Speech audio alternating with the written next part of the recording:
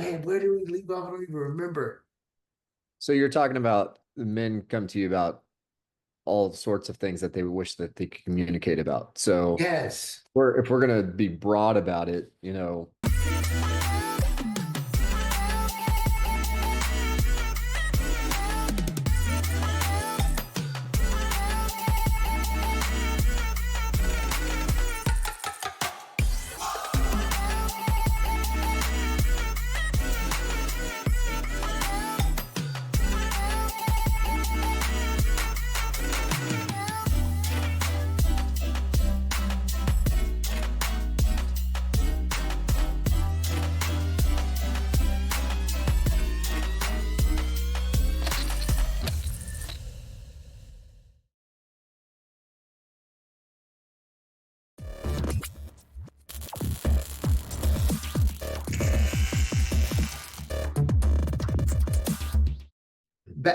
And I'm glad that you said it broad because it's like I can ask someone, like I'm having a conversation.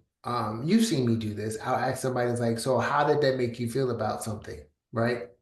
And they'll pause. It'll be like a long pause. It's like, well, I was okay about it. I'm like, what do you mean? It's always a similar type of expression of like, I was fine. It was okay. It was a lot to handle, and that's it. I'm like, what do you mean it was a lot to handle? What do you mean you're okay? What do you mean that you're processing it? Like, those are like filler words. It's kind of like that's just how it is. It's like, no, that doesn't communicate what's going on. It doesn't share. Um, and I think that creates a lot of frustration in connections with people. And I think that's one of the things that men are hitting on is that they can't connect with their buddies the way that they want to because they don't know how to communicate beyond the generalness because they don't want to seem weak or incapable or not strong enough to process or to deal with, or I'm going to be a burden, or they're going to something, you know what I'm yeah, saying? I think part of it's that, but the other part of it is that I think they see some people run and they haven't been able to do that. So they're still at like the frozen stage. So they don't know how to. So when they try, it's just like with anything, right? You gotta keep pushing through and you gotta keep practicing and you get better the more and more you do it. So when you approach someone like that little phrase, like explain to me, why you feel the way that you feel, or can you elaborate a little bit further? These are all psychology like communication styles that makes people feel like, wow, it felt so great to go to therapy because they really understood me, but they didn't necessarily understand them. They just listened and they had them like bring it out to where it's like, I guess I keep talking and talking for an hour, and then it's like, wow, that felt really good. It's like because they haven't done it enough. That's why, you know, it's it's just, it comes down to that.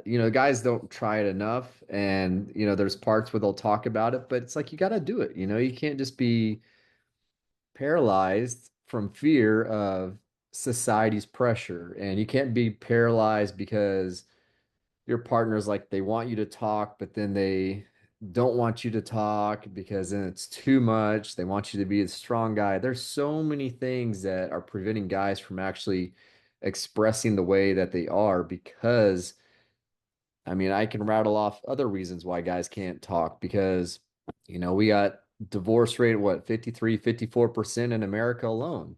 Men are being raised by women majority of the time, and the guy occasionally stops into their life that, a child that turns into a man didn't have an opportunity to like talk about how do I stand up for myself? Like, you got women that tend to typically get paid less than men, but it's because they don't fight for it. I mean, studies have shown this. Like, if you just push to get, something for it, and now you have women majority of the time raising boys into men, now these guys don't know how to communicate on how to talk, how to fight for something. And this is all in our For the nature. women listening, it's like if that's you, it's not Well, shots what I would add, fired. okay, but what I add, yeah, it's not shots fired. Yeah, What it's I not shots is fired. it's a balance.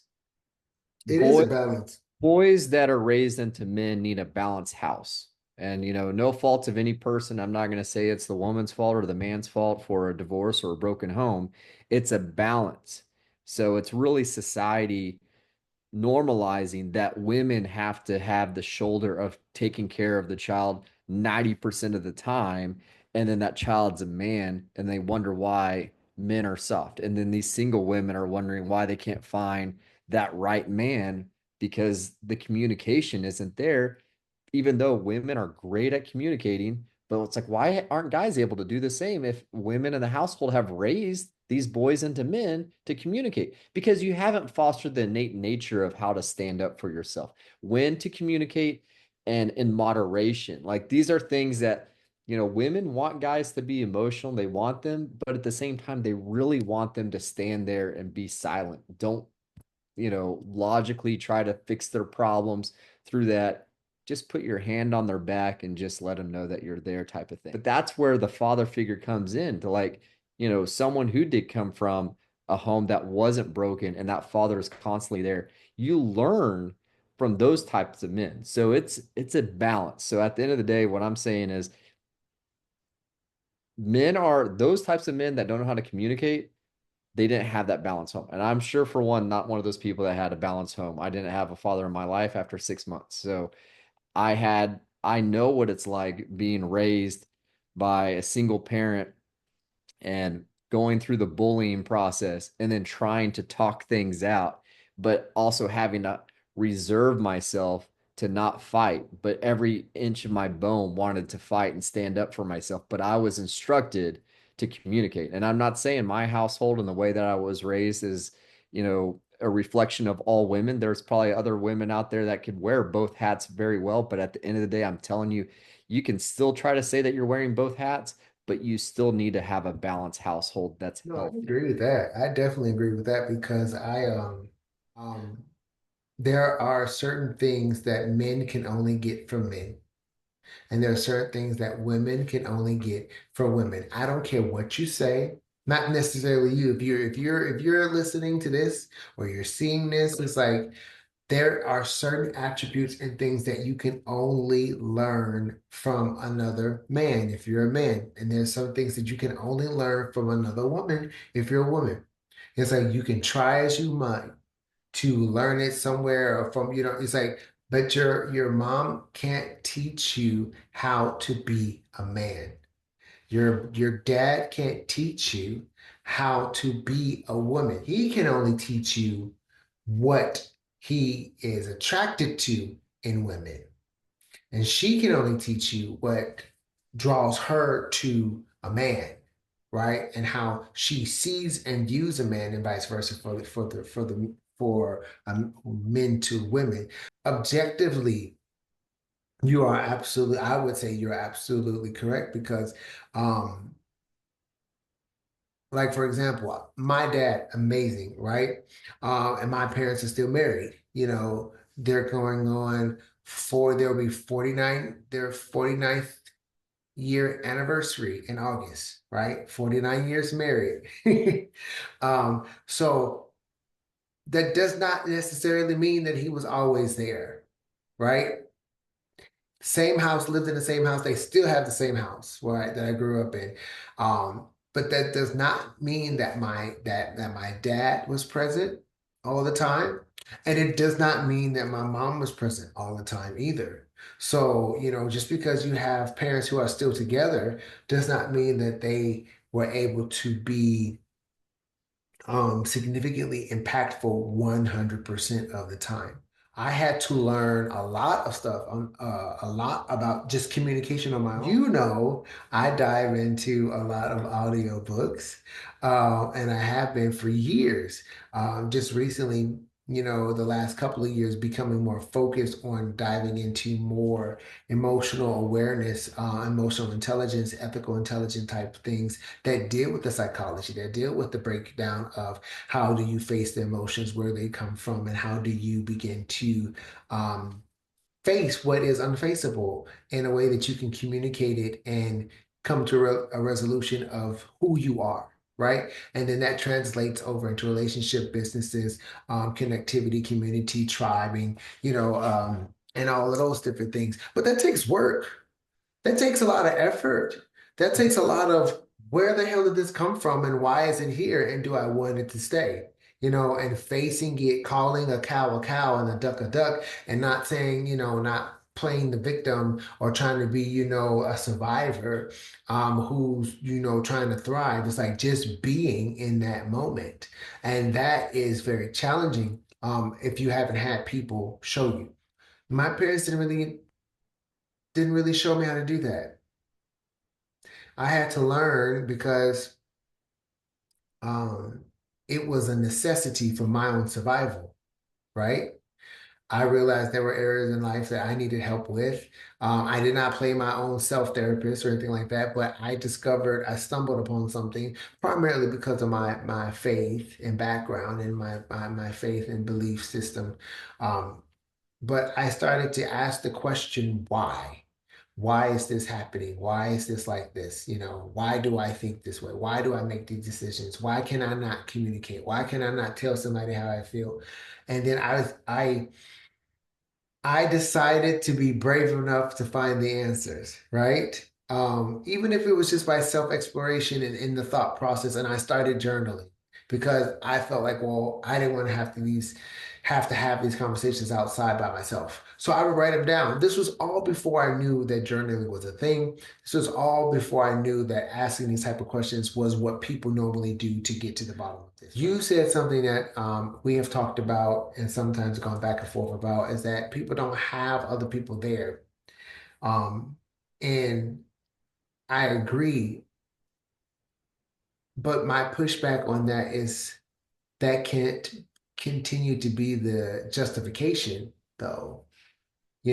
When somebody gets into the awareness of it, and this is where my patience grows very short because I've done the work. I know it's possible, and people come with their wonderful violin and long river. I'm like, this river has been cried enough. Justin Timberlake is done with that song. When do we stop justifying, oh, nobody was there? Nobody taught me. Nobody showed me. I didn't learn. My father wasn't around.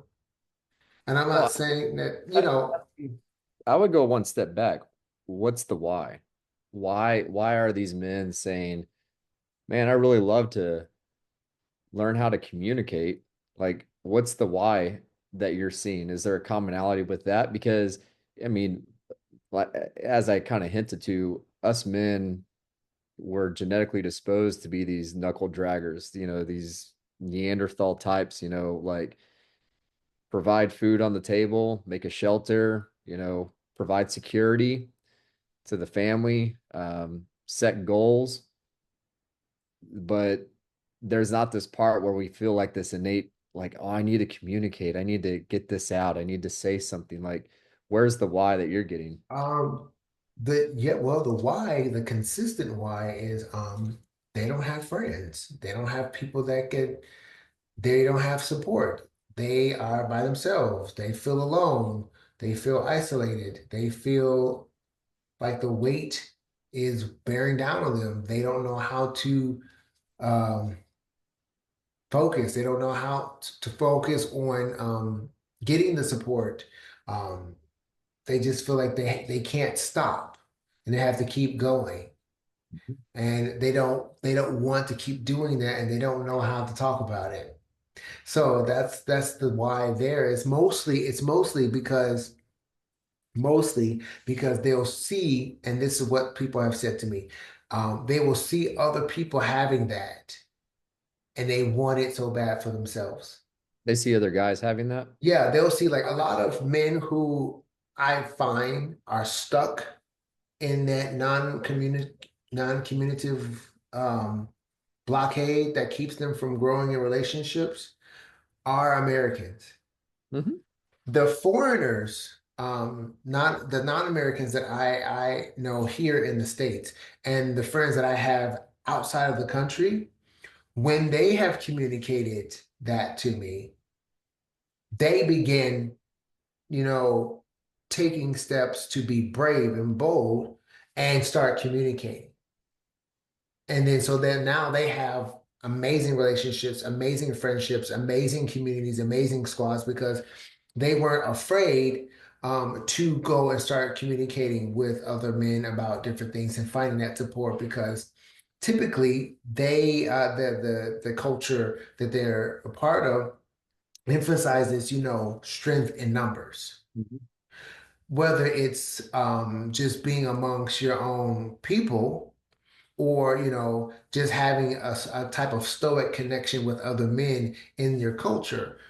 They always talked about having strength in numbers when I was like, especially in Asian cultures, but like in the Latino community, when my buddy over in Italy, people I know in Australia and Mexico and in the UK, they have that type of support system that says, well, go for it. And like they have the hand extended to them to where they feel safe enough to dive into that and be uncomfortable enough to see progress and That's all change. culture. I mean, you can go to a park right now, and I guarantee you, if you see any other non-American, you're going to see, the Asian community is always going for walks and they're all together. Like you don't see that too much with Americans. If you see American at a park, majority of the time what you'll see is they're walking, but they're walking with their phone. Like like I see what you're saying. And that's why, like personally, I prefer, you know, dating like first generation women that come to America because they haven't been, for lack of a better word, corrupted by the culture that has separated the communication between men and women. Technology has slowly made us more isolated from when the AC was invented. Everyone started going back into their apartments because it was cooler. But back in the day, before AC was invented, everyone was out in the streets. What was it? The cell phone. Now you didn't have to worry about actually meeting anybody. You can actually see who's calling.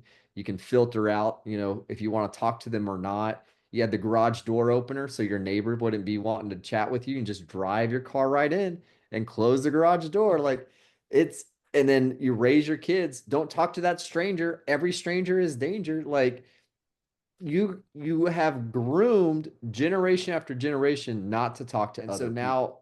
As men, there's a part of that community that we long for, but we can't communicate because we've been taught not to communicate. And I see exactly what you're saying. Like in the Hispanic culture, I've talked to a lot of people that, you can even see how they interact. They're always like, saying good morning to one another. How are you doing? Like, but when it's your typical Americans that have been brought up here, no one's ever really saying, "Hey, how's it going?" And if they do, it's just like there's no substance. It seems artificial.